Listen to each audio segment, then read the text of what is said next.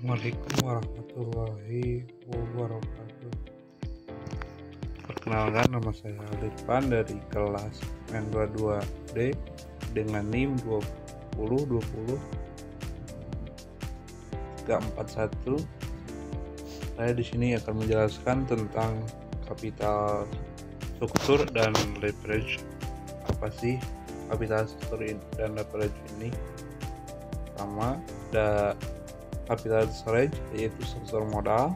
Struktur modal itu yang ditargetkan. Target kapital struktur adalah bauran dari utang, saham preferred, dan saham biasa yang dikehendaki perusahaan dalam struktur modal.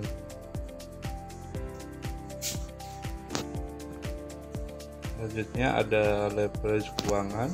Leverage keuangan adalah suatu ukuran yang menunjukkan sampai sejauh mana disparitas penghasilan tetap atau utang dan saham preferred digunakan dalam struktur modal perusahaan. Selanjutnya ada risiko dan tingkat kembalian. Kebijakan struktur modal melibatkan trade-off antara risiko dan tingkat kembalian. Penambahan utang membesar risiko perusahaan, tetapi sekaligus juga membesar tingkat kembalian yang diharapkan. Yang selanjutnya ada faktor struktur modal. Nah, di faktor struktur modal ini saya kaitkan dengan 3 faktor. Ada yang pertama, ada risiko bisnis perusahaan atau tingkat risiko yang tergantung pada aktivitas perusahaan.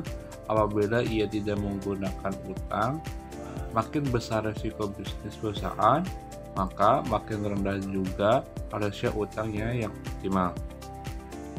Nah, yang kedua, faktor struktur modal ini ada dalam posisi pajak perusahaan.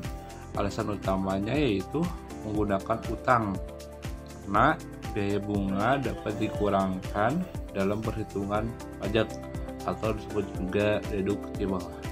Nah, yang ketiga, ada fleksibilitas keuangan atau kemampuan untuk menambah modal dengan persyaratan yang masuk akal dalam keadaan yang kurang menguntungkan.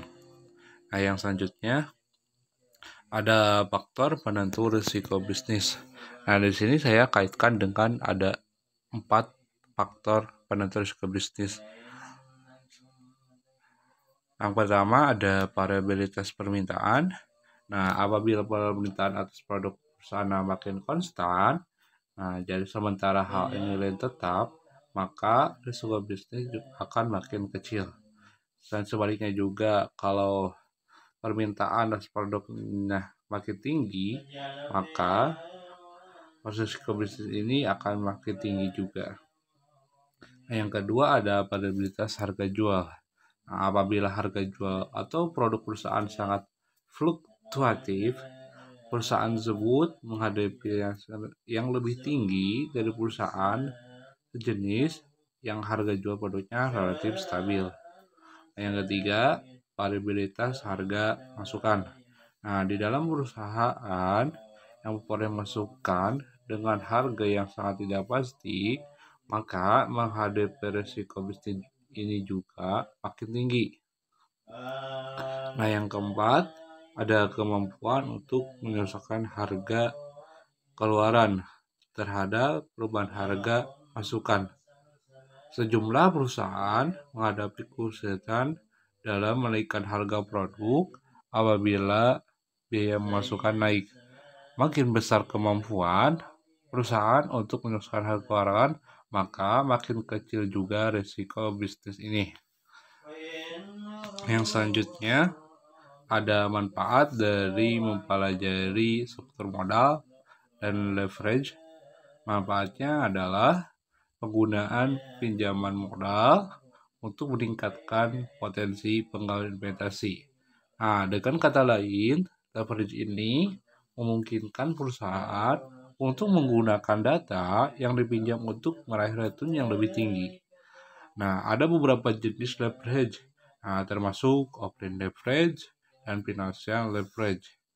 Nah, operating leverage berkaitan dengan penggunaan biaya tetap dalam operasional. Sedangkan financial leverage berhubungan dengan menggunakan hutang untuk meningkatkan return kepada pemilik. Nah, yang selanjutnya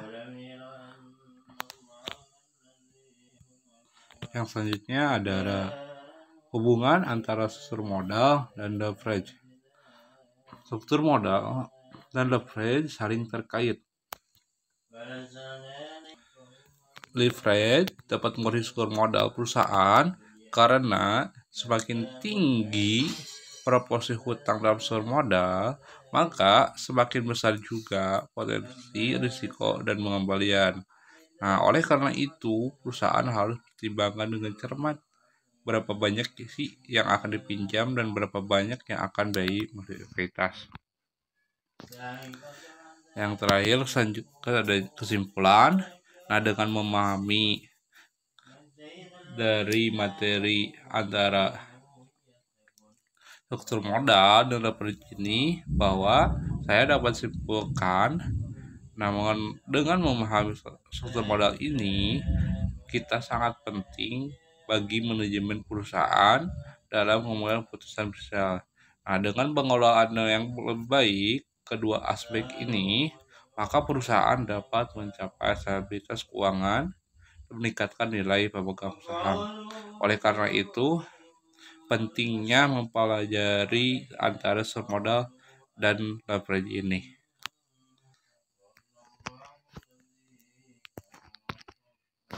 Mungkin cuma itu dari saya. Assalamualaikum warahmatullahi wabarakatuh.